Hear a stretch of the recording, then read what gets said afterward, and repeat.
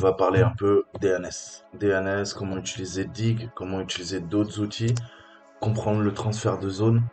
Je ferai des vidéos complètes sur les DNS puisque on pourrait en parler pendant des heures. C'est extrêmement vaste et complexe. Mais il faut comprendre comment ça fonctionne, en tout cas les bases, puisque après on va faire un CTF ensemble. Et la clé du succès, c'était justement la reconnaissance au niveau du DNS. Alors, on va voir un peu des outils comme DNS Recon et DNS Enum.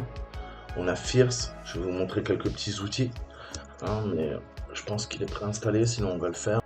On va récupérer DNS Recon. On va faire un petit requirement.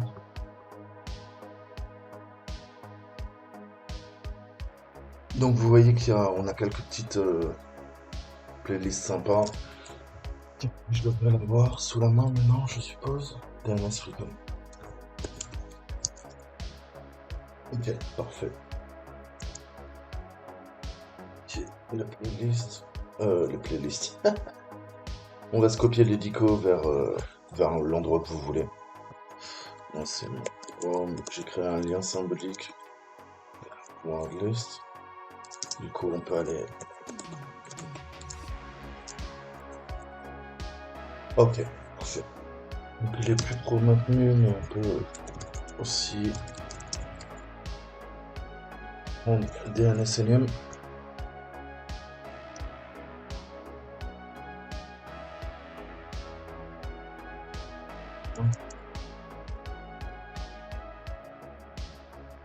C'est du Perl. Donc, je vais taper Perl. Je vais lancer. Hop, ça X lance sans problème.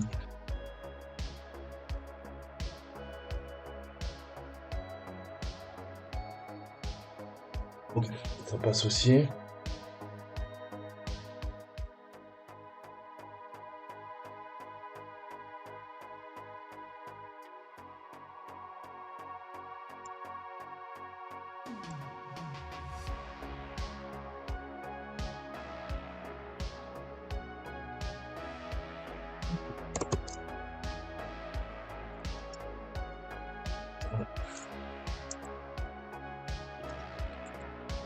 Et on a DNS Enum. Ok, donc c'est dans le pass. On va pouvoir sortir de là, s'installer, on est tranquille. Donc voilà, je sais pas s'il y a autant d'outils sur Parrot qu'il y a sur Kali. Ils se font ma guerre un petit peu tous les deux. Mais vous voyez que visiblement là ça prend moins SD1. 35% d'utilisation, j'ai une partition de 100 Go, 92 formaté. Et il me reste 60 Go. Donc voilà, ça prend à peu près sensiblement la version Kali full que j'avais avant. Et au niveau des paquets, sudo apt list, voilà. 61 428 paquets. Alors, ça, c'est pas tous des applications, vous l'avez compris, mais ça commence à faire pas mal. Donc, ça c'est le blabla, c'était comment installer nos outils. Maintenant, on va rentrer un petit peu dans le vif du sujet. Je vais vous parler transfert de zone, cette attaque qui nous permet d'énumérer des noms de domaines, des noms de sous-domaines qui sont parfois sur des réseaux privés. Ça va être très utile quand vous ferez vos pentests, vos engagements. Pareil, j'avais pas pensé au DNS. Des fois, la solution est sous vos yeux.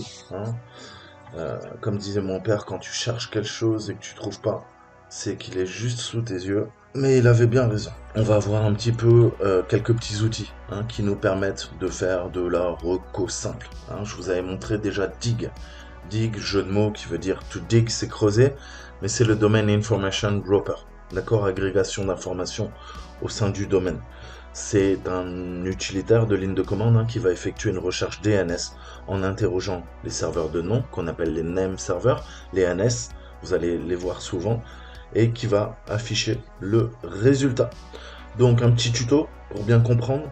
Alors on verra pas tout, il y a plein de commandes, il y a beaucoup d'arguments, de paramètres, d'options que vous pouvez utiliser. Il y a beaucoup d'outils qui font sensiblement bien ou mieux que les autres, hein, mais il faut tous les connaître parce que vous allez les utiliser et c'est les bases, hein, de l'exploitation Linux et ce sont les bases de la reconnaissance web dans la matrice. Alors, Dig, qu'est-ce qu'il fait? Il va envoyer une requête DNS au serveur de nom, les name servers, et il va taper dans un fichier que vous pouvez vous-même modifier. Vous savez que dans ETC, on a tout, etc., tous les fichiers de conf. Et on en a un assez important qui s'appelle resolve.conf. D'accord? Resolve.conf. Voilà. Alors, tout va dépendre si vous avez systemd ou pas, mais vous voyez qu'on peut... Qu'est-ce que j'ai dit au fichier de configuration? Je dis, écoute, déjà le home, hein, c'est le réseau local, d'accord? Donc c'est le 127.0.0, d'accord? C'est le loopback, le localhost. Ça, c'est pas important. Le plus important pour nous, c'est le name server, d'accord? C'est-à-dire que la première résolution au niveau des noms se fait par le port 53 en UDP, d'accord? Le DNS fonctionne comme ça. Donc, il y a une machine qui tourne sur ma machine. Pourquoi? Parce qu'elle est en 127.0.0.53, d'accord? Donc c'est la 53e machine de quoi? Bah, du loopback, hein, de la boucle locale. Donc c'est moi qui l'héberge. Donc si c'est moi qui l'héberge, on ne peut pas taper de l'extérieur cette machine, hein, puisque c'est une machine en 127. En classe C, vous savez que toutes les machines qui commencent en 127, elles tournent sur la boucle locale. C'est-à-dire que ça nous permet de faire des tests quand on est ingénieur, développeur, technicien. On va pouvoir héberger des applications, on va pouvoir héberger des serveurs directement sur notre machine, mais qui ne sont pas connectés au reste du réseau. D'accord? Alors, enfin du réseau Internet, hein, de l'extranet, j'entends. Donc là, ça nous permet de faire des tests. Donc à partir de là, chaque fois que je dois me connecter vers l'extérieur, j'ai mon loopback, j'ai la première machine, c'est le loopback, et il y a la 53e qui me sert de quoi? Bah de résolution, de name server. D'accord? Mais il n'y a pas que ça. Vous savez que là, c'est une VM, Windows a ses propres serveurs DNS que j'ai configurés. Hein. Moi, j'utilise par exemple Quad9, hein, IBM. Je vais sur le 9.9.9, c'est pour ça qu'il s'appelle Quad9. Et ça, c'est les serveurs d'IBM, d'accord? À chaque fois que je me connecte avec mon Windows, je pourrais utiliser quoi? Je pourrais utiliser les serveurs de Google. Ça, c'est le master, le 888, le 999, d'accord? Donc, on a plusieurs possibilités à chaque fois. Vous avez le 1.1.1, ça, c'est Cloudflare, si je dis pas de bêtises. D'accord? Donc vous voyez, hein, il y a des appareils, vous avez tout intérêt à quoi? Ben, à prendre... vous voyez que là, le Quad9 est très bien, mais en termes de temps de réponse, par rapport à ma connexion, j'ai plutôt intérêt à quoi? Eh ben, utiliser le Cloudflare. Hein. Les temps de réponse sont bien meilleurs. Là, vous voyez que je peux perdre quasiment 20 millisecondes. D'accord? Donc si vous ne savez pas, je vais en profiter, on va tout faire. On va faire du Windows, on va faire du Linux. Je vais aller dans mes connexions réseau. On va vérifier que c'est bien paramétré. D'accord? Puisque en effet, ça peut ajouter du temps au chargement. Donc Charnet. Ok? Et là, vous voyez que j'utilise en chiffré. On va modifier tout ça. D'accord? Qu'est-ce que je vais faire? Ben, je vais inverser. Vous avez vu que chez moi, le 1.1.1, le Cloudflare est beaucoup plus rapide. Donc je vais le passer en nominal et je vais passer Quad9 IBM, qui est pas mal aussi, puisqu'il vous protège de certaines cyberattaques. Le DNS Quad9, je vais le passer en secondaire. D'accord? Chiffrement DNS sur HTTPS en automatique. Donc là, vous allez avoir maintenant, j'ai passé le 1.1.1 en premier, le 9.9.9 en deuxième. D'accord? Et surtout, pensez à chiffrer vos DNS, sinon bah, on peut faire du DNS leak. Dès que vous passez par un VPN et vous oubliez de chiffrer les communications DNS, vous oubliez de désactiver le WebRTC, on peut faire de la désanonymisation, c'est-à-dire que le reste de votre trafic va passer par le tunnel VPN, ok? Ça sera chiffré. Par contre, toutes vos requêtes DNS vont être faites par un autre serveur qui est non chiffré. Donc, bah, c'est pas, ça permet en fait, ça rend caduque en fait l'anonymisation par VPN. Moi là, je suis sous Windows 11. Comment on peut chiffrer automatiquement le DNS? Et vous devez tout le temps chiffrer. Donc ça, on commence à comprendre. Maintenant, on va voir un peu l'utilisation de Dig. Alors, ça fait partie d'un paquet d'utilitaires DNS, hein, puisqu'on en a besoin, on n'en a pas. C'est pas seulement utilisé en hacking, c'est utilisé tout simplement en réseautage. On a des noms de serveurs qu'on appelle bind, d'accord? Et on peut installer des paquets d'utilitaires qui vont naturellement nous donner Dig. Je vous rassure, il est préinstallé, mais ça permet de faire plein de choses, notamment de se connecter à un VPS en SSH et pouvoir faire ce qu'on a besoin. Alors, si vous êtes sur CentOS, Debian Ubuntu, donc Kali ou Parrot, c'est cette commande, ce paquet. Vous voyez que j'ai déjà la version la plus récente. Et sur CentOS, si vous y êtes, nous on utilise Yum. Hein, vous savez Yum, et le paquet il s'appelle Bind Utils. Hein. Bind comme ce que je vous disais, parce qu'on veut faire des serveurs de bind. Donc ça sera la commande. Une fois qu'on a fait ça, on peut faire un digv. Je veux connaître la version. Là, il nous le répète, il nous dit hey Coco, dig la version, tu tombes bien sur un Debian. En effet, ParrotOS comme Kali est un Debian et Ubuntu est un Ubuntu. 9.16.27. D'accord? On veut interroger un serveur. D'accord? Trois arguments différents. Le serveur, c'est l'adresse IP ou le nom d'hôte du serveur, de nom à interroger. Hein, ce qu'on va appeler un NS, un name server. Donc l'argument du serveur, c'est le nom d'hôte. Si c'est le cas, Dig va résoudre le nom d'hôte avant de procéder à l'interrogation du serveur de nom. D'accord? Donc, première étape, résolution et ensuite interrogation. C'est facultatif, mais je vous le disais, on peut en effet modifier etcresolve.conf. Si c'est le cas, Dig utilise le serveur de nom figurant. Ben, ça tombe bien. Là, qu'est-ce qu'il fait, Dig? Dig, avant d'aller taper vers l'extérieur, même ne serait-ce sur mon Windows, qui a son propre aussi serveur DNS, en local, mon routeur a un serveur DNS aussi, et après votre fournisseur d'accès Internet a un serveur DNS, etc., etc. Et il y a ce principe d'autorité. Hein, je développerai un petit peu, mais on verra dans d'autres vidéos. Ce qu'il faut retenir, c'est qu'on a des petits A. Ça, c'est de l'IPv4 et on a du quadruple A. Quadruple A, c'est tout simplement de l'IPv6. D'accord? Ça, c'est ce qu'on appelle les autoritaires. Alors, j'arrive plus à le dire en anglais, mais c'est ceux qui font autoritaire, hein, qui sont autoritaires. Parce qu'on a ce principe d'asservissement. Si le serveur est autoritaire ou non autoritaire, qu'est-ce qui se passe? Bah, tout simplement, c'est lui qui contrôle. C'est un principe d'arbre, hein, de tree, et ceux qui sont autoritaires sont au-dessus, d'accord? Donc, ils contrôlent le reste des branches. Hein. Là, le principe de liste. Hein. Donc, je vous disais les 1 en IPv4, ça spécifie l'adresse, d'accord? IP de l'ordinateur. Quel est le principe de résolution? Je résous quoi? Une adresse IP en nom de domaine. D'accord? C'est le principe du DNS. Hein. Le DNS fait ça. Et on peut faire à l'inverse quoi? On peut faire du reverse DNS. C'est-à-dire qu'à partir du nom de domaine, je trouve l'adresse IP. D'accord? Mais techniquement, vous l'utilisez tout le temps. Si je fais un ping, je ping. D'accord? Je ping quoi? Je ping orange.fr. Automatiquement, le DNS résout. Le DNS, il me dit, écoute, tiens, ça c'est le système autonome de ton fournisseur d'accès. Hein. Tu passes par le 5003 redirecteur prod, c'est les serveurs de production Orange, hein, qui gèrent la fibre. On voit une des fabs, hein, puisqu'on s'est divisé en fabs. Je ne vais pas rentrer dans les détails, mais vous n'êtes pas tous connectés au même backbone d'Orange. Ok? Si tu es à Lyon, tu seras connecté peut-être à un autre backbone que le gars à Toulouse. Le gars qui est à Marseille ne sera pas connecté au même backbone que ceux de Paris. Moi, je passe par ceux de Marseille, hein, pour information.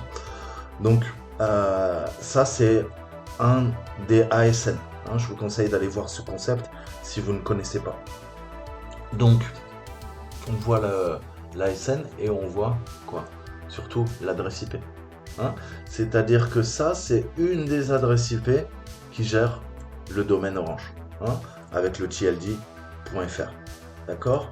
Nom de domaine TLD. D'accord? Donc ça, pareil, je vous remontre. Les systèmes de nom de domaine ou domaine de premier niveau ou domaine de tête, donc TLD, Top Level Domain, hein, ou TLD, c'est appelé une extension, c'est un sous-domaine de la racine. D'accord? Puisque je vous ai dit quoi? Eh ben, un nom de domaine, on a le domaine de premier niveau qui est généralement le dernier élément du nom de domaine. Dans fr.wikipedia.org, le TLD, c'est .org. D'accord? Et après, il nous dit sous-domaine de la racine. Eh oui, parce que je te le répète. Hein. Après, il y a quoi? Et je te dis, ton navigateur le met toujours. Mais toi, tu sais pas. Il y a le route. Ok? C'est-à-dire que là, on sait qu'en fait, il y a la racine. Et là, nous, on travaille sur quoi? Sur un host. Là, le host, il s'appelle FR. Ensuite, on a un nom de domaine ou sous-domaine. Enfin, un sous-domaine et un nom de domaine. Là, c'est un nom de domaine qui s'appelle Wikipédia. On a le top level domain qui est .org. Et ensuite, on a le root. Donc ça, si je tape ça, t'as bien compris que ça marche pas. Par contre, qu'est-ce que je peux faire? Je peux mettre un point, hein, sans mettre le root. Mais là, il y a quand même le root. Dans ta tête, il faut que ça soit clair. Tout le temps, automatiquement. Et il y a automatiquement un point. Et tu vois que si tu mets le point, bah ça marche. N'importe quel site, je fais quoi? CNN? CNN.com? Ok. CNN.com. Root. Ça marche aussi. Tu vois que tu mets le point, ça marche. Parce que ton navigateur le fait automatiquement. Puisque c'est comme ça que fonctionne le TLD. Le TLD, il est tout le temps agrégé, le nom de domaine, à un root. D'accord? Donc ça, pareil, je vous l'avais déjà expliqué, je vous laisserai aller voir les dépôts, comment ça fonctionne. Hein, on reviendra, mais c'est vraiment l'annuaire d'Internet. Si tu ne comprends pas ça, tu ne pourras jamais comprendre le fonctionnement d'Internet de façon intrinsèque. Et qui gère ça contrôle une partie de l'Internet. D'accord?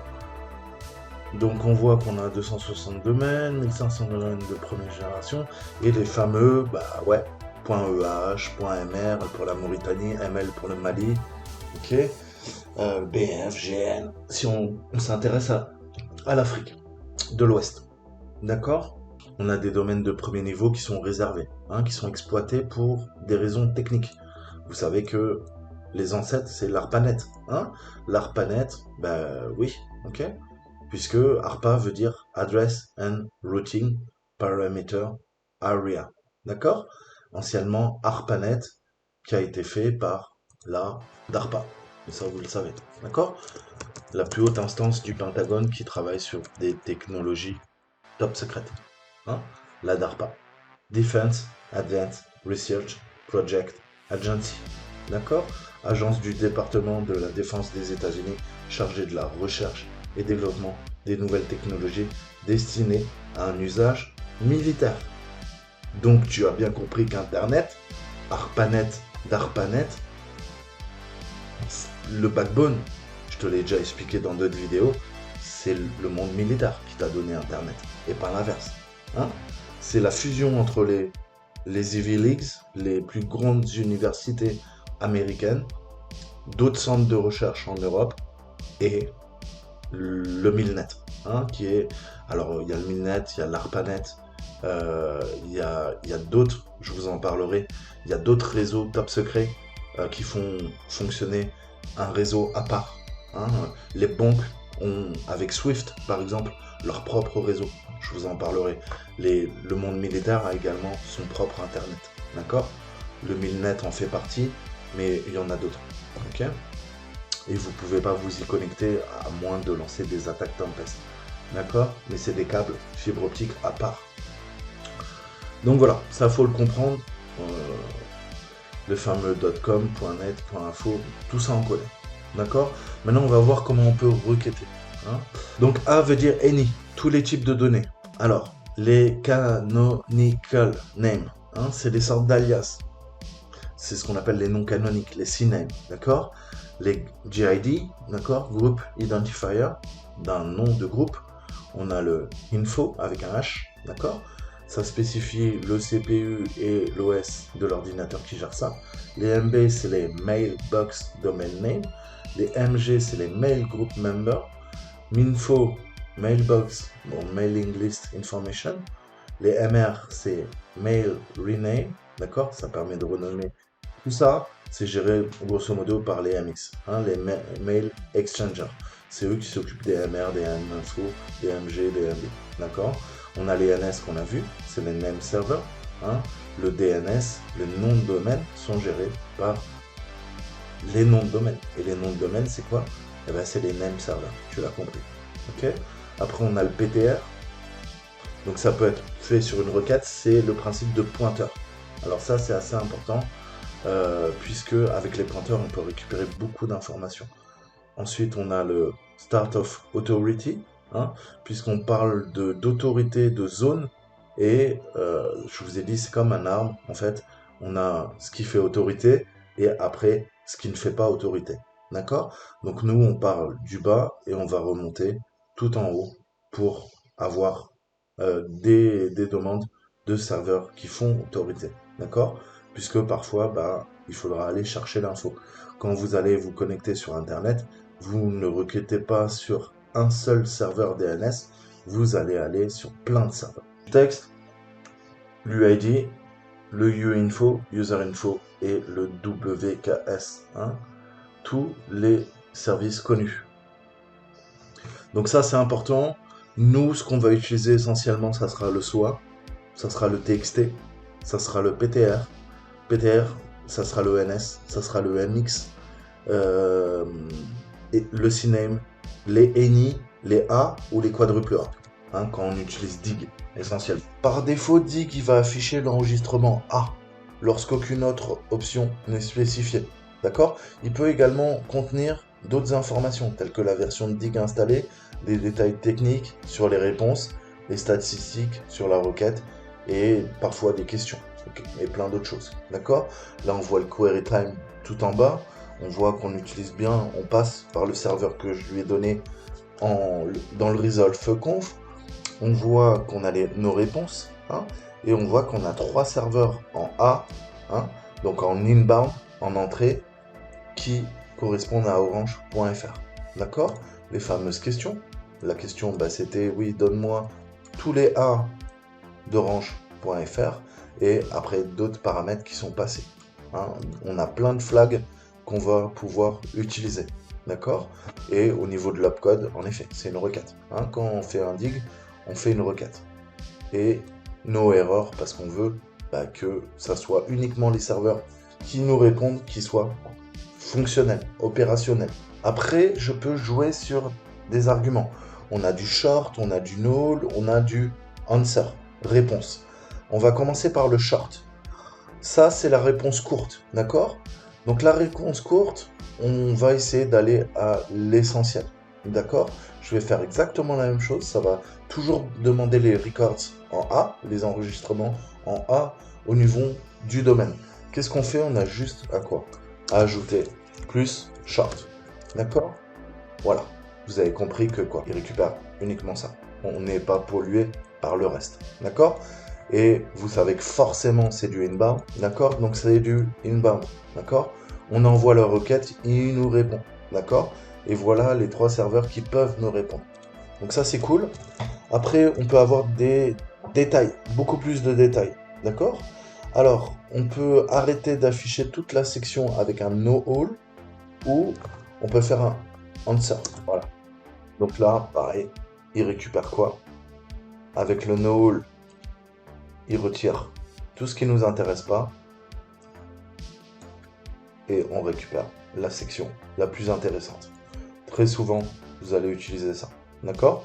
Pour avoir les informations qui vous intéressent le plus. Donc je vous disais, par défaut, DIG interroge les serveurs qui sont dans etc resolve conf, d'accord? Pour effectuer la recherche DNS. Mais on peut modifier ce comportement. Je peux lui dire, écoute, je sais que j'ai mon serveur DNS sur ma machine, mais je veux utiliser un autre serveur pour aller requêter. Donc pour ce faire, je vais utiliser arrobase suivi d'un nom d'hôte ou d'une adresse IP du serveur de nom. Je te donne un exemple. Je veux que Dig envoie une requête DNS au serveur de Google en utilisant l'option arrobase 8.8.8.8. Je te l'ai montré. D'accord? Je dis Dig, je lui dis tu n'utilises pas mon serveur, tu utilises ceux de Google et je veux que tu ailles taper dans orange.fr. Parce que là, il te dit, regarde, là, le serveur Dig, il t'a répondu et il te dit, ok, pas de problème. Je vais demander à Google de résoudre pour toi, hein, de m'apporter les informations sur orange.fr. D'accord? Les résultats sont les mêmes, mais on voit que avant, j'interrogeais directement via quoi? Via ma machine. Et ma machine, on l'a vu, elle est quoi? Elle est en 127 0053 sur le port 53 en UDP. Et là, ça vient de changer. On vient de toujours utiliser l'UDP, le port 53, c'est normal. C'est là-dessus que fonctionne le DNS. Par contre, vous voyez que maintenant, c'est 8.8.8.8.8. Je viens de vous montrer toutes les options et on a le A, mais aussi on a le ENI. Alors là, on va interroger tous les types d'enregistrement DNS disponibles pour un domaine. D'accord? Il inclura tous les types d'enregistrement dans le même résultat. Comment je peux faire ça? Bah, c'est pareil. Dig, orange.fr, on reste sur cet exemple et je le mets en majuscule ENI. D'accord? Là, on voit qu'on récupère les NS, hein, les fameux name servers, les noms de domaine. On voit que le nom de domaine, en fait, orange.fr est géré par 4 NS. D'accord? NS1, NS2, NS3, NS4. Qu'est-ce qu'on peut se douter? On peut peut-être se douter qu'il y a du load balancing. Hein. Ça, c'est les serveurs nominaux. C'est-à-dire qu'Orange, pour ses clients, fournit la charge sur le NS1, NS2. Et si jamais le NS1 tombe, le NS3 remplace le NS1. Et s'il y a trop de trafic sur le 1 ou le 2, ou sur les deux, le NS3 et le NS4 reprennent le trafic. D'accord? C'est ce principe de redondance. Ou peut-être, qu'est-ce qu'il y a? Les 4 sont nominaux et il y a peut-être aussi un quoi? Un NS5, NS6, NS7, NS8 de secours, de backup. On ne sait pas. Je travaille pas chez Orange. Je peux pas vous dire. Je peux que supputer. Ok? Donc, on aurait quoi? Bah, imaginons qu'on a le trafic qui est divisé. 25% va aller sur NS1, 25% va aller sur NS2, 25% du trafic DNS va aller sur NS3 et les 25% restants sur NS4. D'accord? Voilà des types d'architecture qu'on peut trouver et comment on répartit la charge. Et on a toujours ce principe de redondance en informatique. Vous n'avez pas que des serveurs nominaux, principaux. D'accord? Vous avez également des serveurs secondaires qui prennent le relais ou qui servent de redondance. D'accord? Quand il y a un problème, on a ce qu'on appelle fault tolerance, hein, tolérance aux fautes, aux pannes, et automatiquement, on est capable en quelques secondes de switcher hein, de nom de domaine, d'un name server à un autre, pour que le trafic continue de fonctionner. Que ça soit au sein d'une entreprise ou que ça soit carrément des grands cœurs de réseau comme le fournisseur Orange, ou SFR, ou Bouygues, ou Free, ou ce que vous voulez. D'accord? Super important pour nous quand vous ferez une phase de reconnaissance. On peut rechercher un enregistrement, donc rappelez-vous, hein, enregistrement, on parle aussi de record en anglais, et il suffit d'ajouter le type à la fin de la commande. Moi, je veux du mail exchange. Hein, échange de mail, je sais que c'est du MX. Je sais que Orange a forcément des serveurs de messagerie. Là, on a un serveur qui fonctionne sur le port 25, SMTP, hein, et c'est le serveur de messagerie. D'accord? Simple Mail Transfer Protocol. Donc en fait, quand je me connecte à Orange, je tape sur le SMTP in orange.fr. Ça nous permet de récupérer beaucoup de choses. Et je vous ai dit, il n'y a pas que ça. Hein, si je reviens, je peux lui dire quoi? Ben, revenons un petit peu en arrière. Qu'est-ce qu'on a vu? Les NS. À nouveau, on voit les DNS. Hein, c'est un peu pareil comme quand je fais ENI. Là, il m'affiche les MX. Je sais pas pourquoi. Ça varie. Donc le NI, des fois, il bug un peu. Il faut lui mettre. Non canonique, le CNAME. Ok? Ah, là, il nous affiche le SOA. Ok, le SOA, je peux l'avoir aussi comme ça. Hein. Les domaines autoritaires. NS1 Orange, host. Hein. Donc vous voyez, quand on fait un pen test, imaginons que Orange m'ait demandé de rentrer, pénétrer, faire de l'intrusion sur leur réseau, je vais commencer à diguer. Je vais commencer à creuser. Pourquoi? Pour mapper l'ensemble du réseau. Hein, je vous avais montré DNS Dumpster et ça va me permettre de savoir quel type d'infrastructure je cherche. Et après, vous allez voir, avec le transfert de zone, on peut carrément accéder à des domaines qui sont pas sur Internet. Ok? Parce que très souvent, les serveurs DNS sont mal configurés. Tout simplement. Donc on peut faire une attaque qui n'est pas vraiment une attaque, mais plutôt une phase de reconnaissance avancée qu'on appelle le transfert de zone. Je vous en parlerai plus tard. On a vu en IPv6 les quadruples A. D'accord. Voilà, on a le SOA, le CINEM, les TXT. D'accord. Voilà, c'est mieux formaté. Donc voilà, c'est vraiment les bases. Ensuite, dig permet de tracer les chemins de recherche DNS en utilisant l'option plus trace. Hein. Cette option elle permet d'effectuer des requêtes itératives pour résoudre la recherche de noms. Elle va interroger les serveurs de noms à partir de la racine, toujours racine. Ensuite, c'est comme un arbre, hein. Ça se développe, on a plusieurs branches. Donc, c'est ce qu'on appelle l'arbre de l'espace de noms qui, à l'aide des requêtes itératives, renvoie tout ce qui est en cours. Donc, je peux faire la même chose, lui dire, cette fois-ci, on avait vu les commandes, on leur met un plus, et je peux faire un trace pour tracer. Et là, on voit que c'est comme si je faisais un trace-route, mais au niveau des serveurs DNS. Donc je t'ai dit quoi en préambule? Je t'ai dit que tu ne communiques jamais qu'avec un serveur DNS. C'est une cascade de serveurs DNS. Et là, tu les as sous les yeux. Hein. Et tu vois que tu as du A, tu as du NS, tu as du RRC, tu as du DS. Voilà par où je passe, moi, à chaque fois. Alors, je vous ai dit, on peut aussi faire quoi? De la recherche inversée. Hein. On fait tout le temps avec ping, on n'y pense pas trop, mais vous allez comprendre. Ok, l'adresse c'est là 193. On va faire un DNS lookup. Ok, recherche DNS inversée. Grosso modo, ça me permet de rechercher le domaine et le nom de domaine associé à une adresse IP. On va effectuer une recherche inversée avec dig en utilisant l'option "-x" et l'adresse IP qu'on veut. Hein.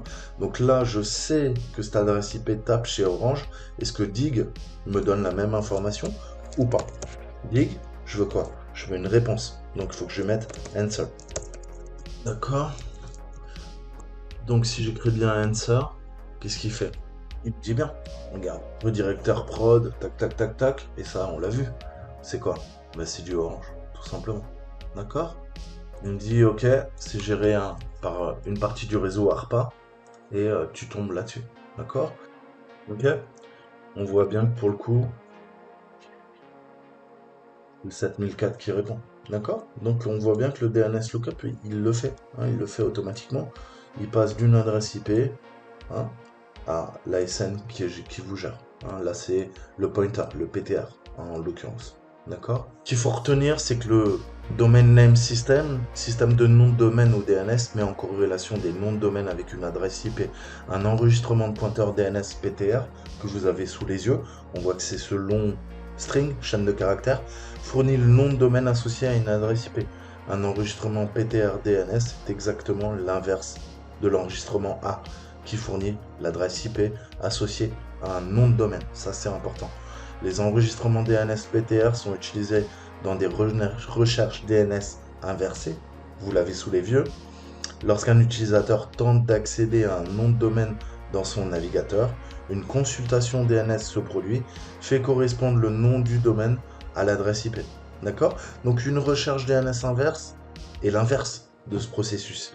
Il s'agit d'une requête qui part de l'adresse IP et qui recherche le nom de domaine.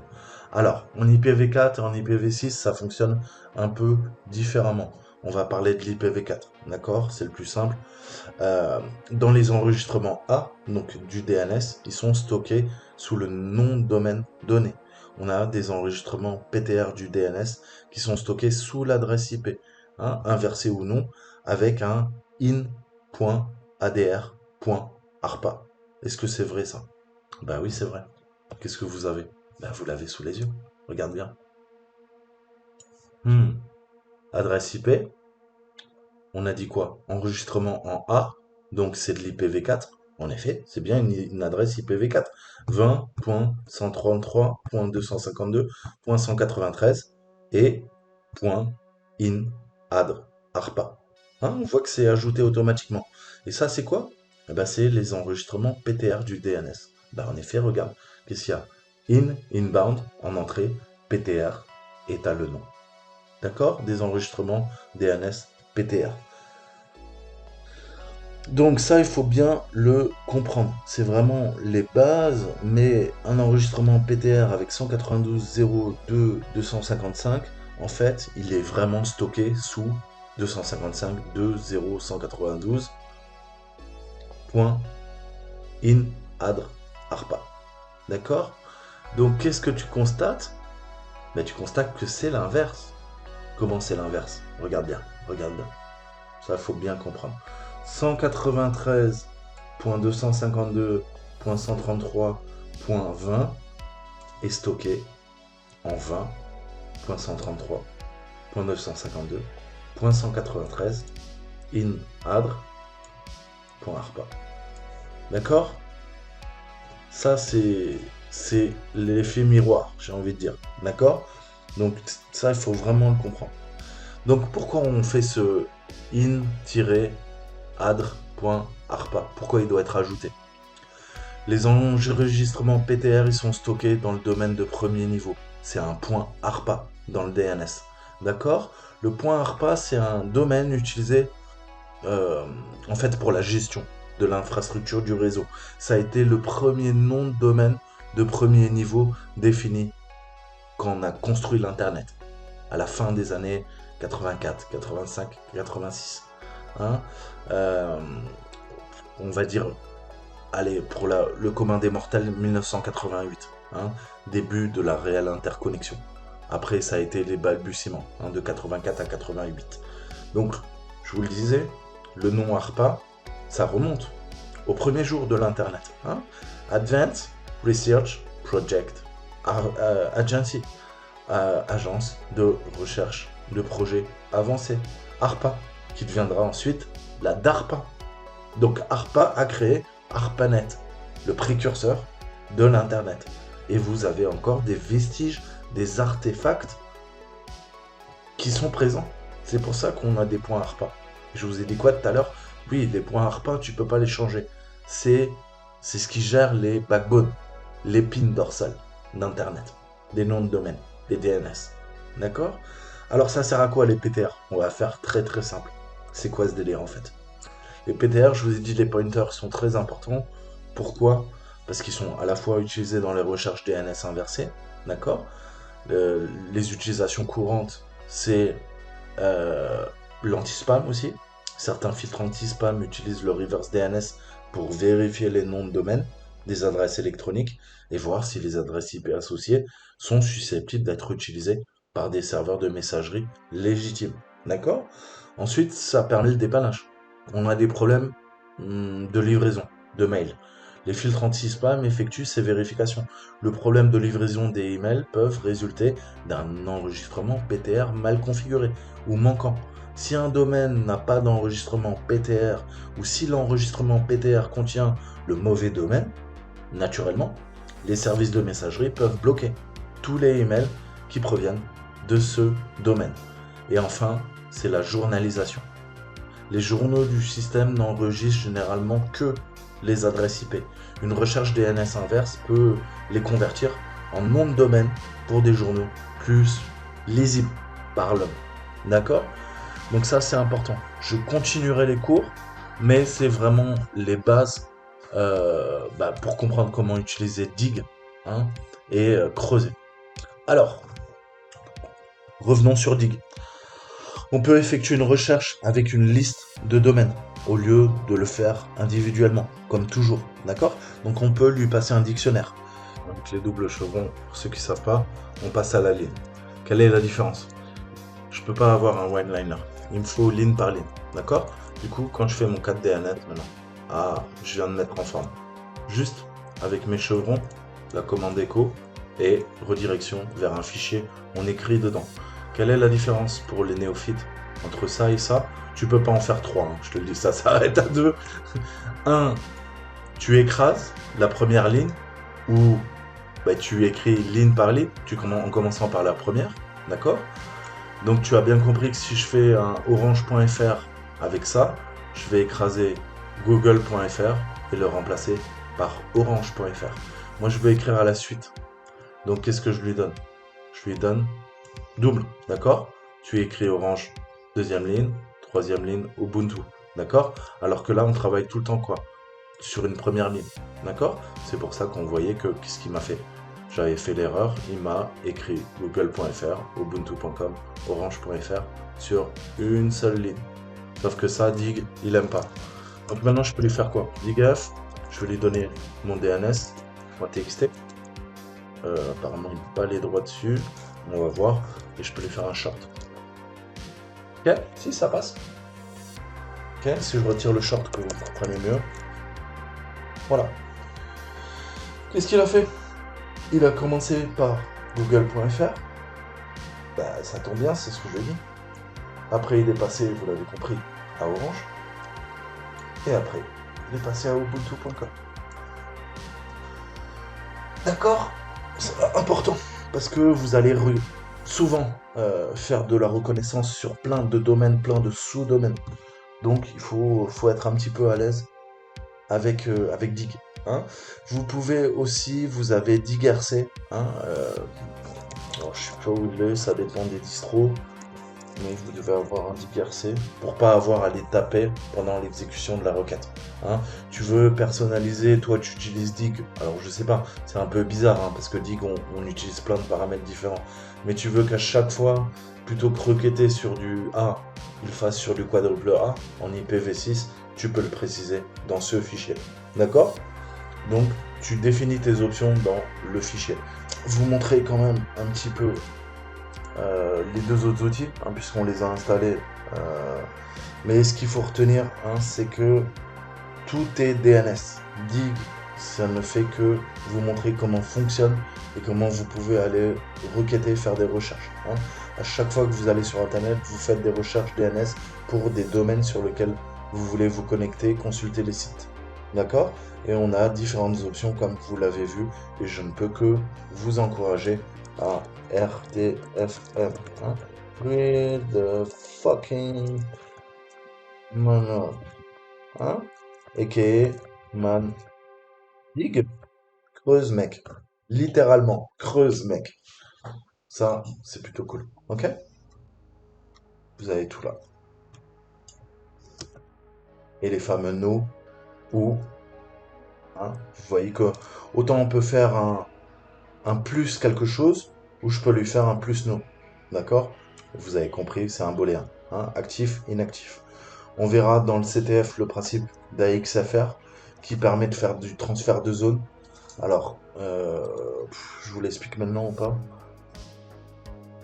Non, on verra plus tard. J'ai pas envie de vous embrouiller. On verra ça plus tard. Le principe du transfert de zone, c'est une vulnérabilité qui peut être exploitée par des hackers. Ok? On a deux types de transfert de zone. On verra ça succinctement. J'essaierai de vous expliquer comment ça fonctionne avec le bind. D'accord? Donc ça c'est cool. Donc voilà, là vous avez tout. On quitte avec Q. Maintenant on va voir un petit peu nos outils. Je vais retourner dans mon home. Donc on a dit qu'on a DNS Recon, vous vous rappelez? DNS Chef aussi qui permet de faire une petite tambouille. Mais DNS Recon, orange.fr, tout simple. Donc DNS Recon, je peux lui demander. Vous voyez, il va requêter. Donc honnêtement, c'est beaucoup plus sympa à lire que Dig. C'est pour ça qu'il y a d'autres outils qui ont été passés. Vous pouvez faire, il y a plein d'options. On peut demander quoi? On peut demander les NS. Énumération, NS1, NS2, NS2, NS2. Et on voit qu'on a de l'IPv4 et de l'IPv6. D'accord? Donc voilà, ça permet de faire beaucoup de choses. On a des checks, on a du récursif. Vous pouvez augmenter les threads. Donc ça, essentiellement, ça va nous permettre de récupérer les transferts de zone. Je vais vous montrer comment, avec Alexa, on va récupérer les top domaines qui sont générés et comment on peut faire de la reconnaissance sur une infrastructure. Je vais pas le faire sur Orange. Après, ils vont croire que je suis un hacker et que j'essaie de me renseigner sur l'agence de sur l'opérateur, sur le fournisseur d'accès Internet, pardon. Donc voilà, je peux rester calme. Mais voilà, allez voir, il y a un README. Je vous mettrai de toute façon, comme d'habitude, tout ce qu'il y a pour télécharger. Donc on peut faire du check wildcard resolution. Je vais vous montrer par la suite en quoi ça consiste. On peut faire du top level expansion. On peut récupérer tout ce qui est serveur DNS, donc MX, SOA, NSA, quadruple A, SPF, DXT, PTR. Et surtout au niveau du PTR, on peut lui donner une plage d'IP à scanner ou un cidre. Ça va être très puissant pour nous et on peut carrément lancer des attaques de brute force au niveau des domaines sous-domaines en A ou en quadruple A. Si on donne un domaine et un dictionnaire, on va pouvoir énumérer.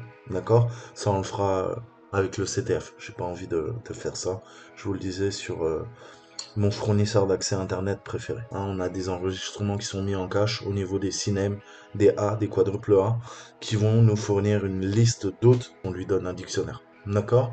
Donc ça permet de faire de la reconnaissance, tout simplement.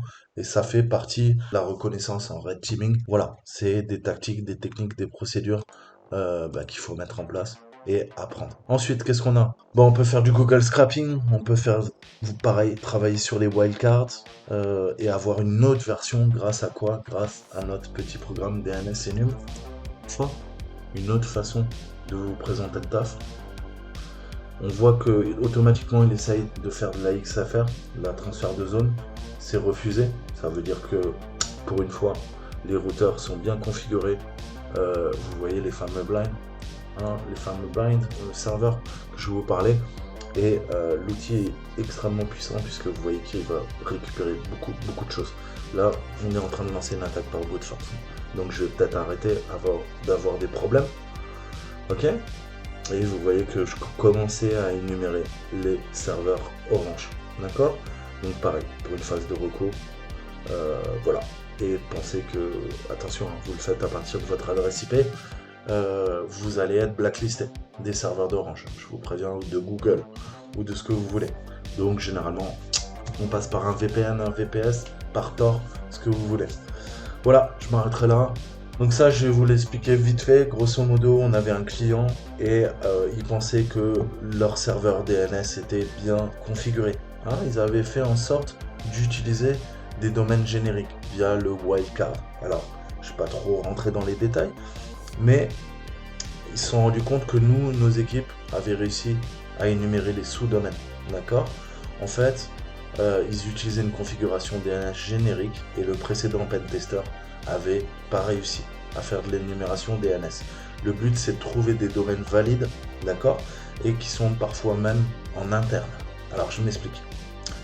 On a un enregistrement DNS générique qui va correspondre à une demande qui n'a pas d'enregistrement explicitement défini pour cette demande. D'accord? Généralement, il est défini comme wildcard, et je te donne un exemple, domaine.com. D'accord? Là, sous les yeux, je te donne ce qu'il y avait. Tu as bien compris qu'on a tout modifié pour que tu puisses pas récupérer des informations. Mais chez notre client, on avait quoi? On avait 1, 2, 3, 4, 5 domaines. Et tu vois qu'on avait des sous-domaines type www, enfin qui est plus un host. On a hidden, test, staging. Et enfin, on a le fameux wildcard. Le wildcard qui est en 1, 2, 3, 4. D'accord? On voit que le www.domaine.com est aussi en 1, 2, 3, 4 au niveau de l'adresse IP. Hidden domain 1, 2, 3, 4. En test, on passe à 1, 2, 3, 5. Et en staging, on passe à 1, 2, 3, 6. C'est tous des A. Pourquoi? Parce qu'ils sont tous en IPv4. Donc grosso modo, maintenant que tu as ça sous les yeux, on va essayer de faire simple. Si je demande l'adresse IP de www.domaine.com, je vais recevoir 1, 2, 3, 4. Si je teste domaine.com, je vais avoir 1, 2, 3, 5, etc., etc.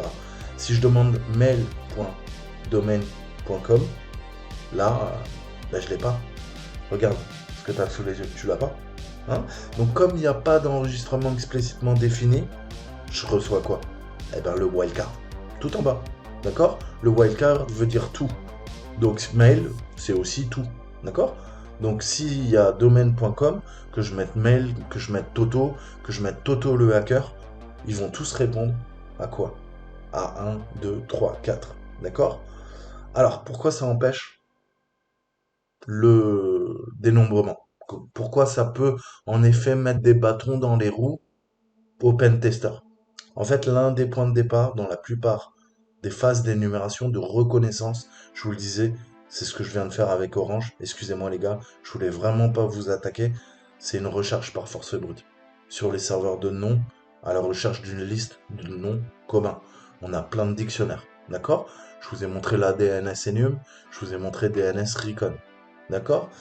Donc, on a des attaques de force brute qui sont effectuées sur un domaine avec un enregistrement générique. Chaque requête va revenir comme réussi, soit avec un résultat réel, soit avec celui de l'enregistrement par défaut. Tu l'as compris. Donc la quantité de données générées peut submerger un pen tester. Hein. Vous allez avoir des milliards de résultats. D'accord? Donc il s'est dit, putain, mais je vais pas m'amuser à tout tester. D'accord? Donc, bah écoute, je vais me focaliser sur d'autres trucs. Hein, où l'énumération, ça donne trop de résultats, donc j'abandonne. Visiblement, il avait abandonné. Mais en fait, pourquoi c'est pas un problème? Si on connaît bien, c'est pour ça que je te dis, tu dois parfaitement comprendre les DNS. Hein. C'est une demande d'enregistrement qui n'existera jamais. D'accord? Alors, je te donne un exemple. Si j'utilise un truc à la con, hein, FKRUSFK 9347 fs.domaine.com, je peux déterminer si un caractère générique est utilisé. C'est que je connais l'adresse IP par défaut renvoyée par le caractère générique. Ensuite, je filtre simplement tous les résultats qui ont cette IP. Du coup, j'obtiens quoi? Eh ben, toutes les machines qui tapent vers 1, 2, 3, 4. Tu vois? Et donc là, à partir de là, bah, tu vois bien, t'as 1, 2, 3, 4. Bah ouais, il y a www.domain, mais ça on le savait. Il y a hidden.domain, ça on le savait. Mais on a découvert quoi? On a découvert test.domain.com, on a test1.domain.com, test2.domain.com, le staging, le lab, le mail, le OWA, ok? OWA. Donc voilà, c'est comme ça qu'on va, dans la prochaine vidéo, dans le CTF, pouvoir énumérer. Grâce à cette attaque-là, au wildcard et à la XFR, le transfert de zone. C'est les bases pour la reconnaissance DNS.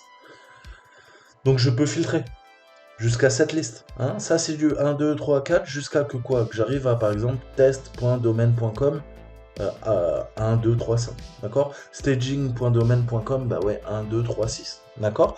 Donc, comme ces enregistrements ne correspondent pas à l'adresse générique qui doivent être explicitement définis sur le serveur de nom, vous remarquerez qu'on a perdu deux résultats valides, www et hidden.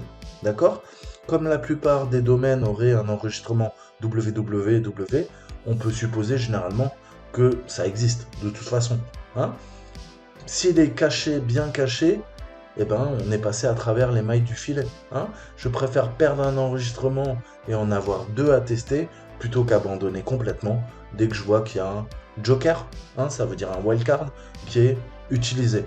Si vous voulez savoir comment trouver les deux entrées qu'on a perdues dans ce filtrage, on va tout simplement passer à l'étape suivante, qui consiste à énumérer les DNS, à jeter un coup d'œil à Google, hein, et voir si on récupère les informations. Ça nous permet de corréler les informations. C'est la première étape lors d'une cyberattaque, la phase de reconnaissance et de recueil d'informations. La composante DNS en fait partie. D'accord? Je vous mettrai une conférence de Tim Toms au Hack Recon. C'est sur le Next Generation Web Reconnaissance. Il est déjà dans l'aspect commu. Allez voir cette conférence si vous comprenez l'anglais et pour mieux comprendre toutes ces mécaniques sous-jacentes dont on vient de discuter ensemble.